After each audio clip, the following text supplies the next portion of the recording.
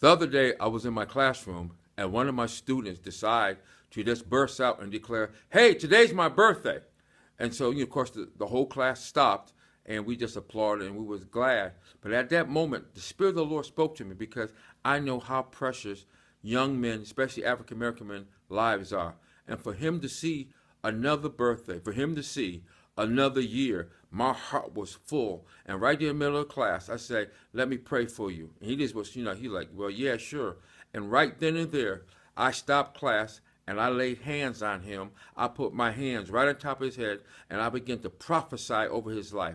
I began to prophesy the good things of God, prosperity, long life. I began to speak against the enemy because this is the time, beloved, to speak to our young black men. This is the time that we must declare the word of the Lord over their lives. It doesn't matter what they're doing. It doesn't matter what situation they're in.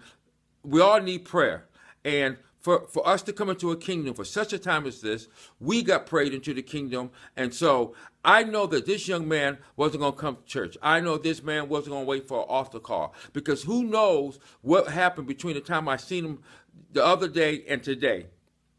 And so many young black lives are being lost at the night when the enemy rises up and snatching them away between, I call it the killing hour, between 11 p.m. and 4 in the morning. And so right there in class, see, I prayed for him, and I didn't care, what folks thought, because his life meant more to me than anything at that moment. It meant more to me than a lesson. It meant more to me than what people thought of me. And I'm saying right now, beloved, the Christian body got to rise up, and we got to be strong. We got to be like the lion, and we got to be like the tigress. And when we are in the company of young men, we are in the company of young ladies, do not wait for Sunday. Don't send them to your pastor. Don't send them to church. But right there on the spot, begin to pray for them and prophesy over their life.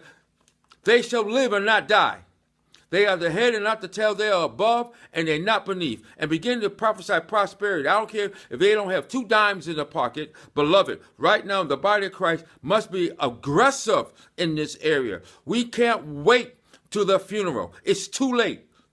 So if you work with young people, if you work with youth, if you work with college students, you work with young black men and women, look, if the Spirit of the Lord moves on you, begin to pray for them. Stop what you're doing and pray. Lay hands on them and begin to speak the word of the Lord over their lives.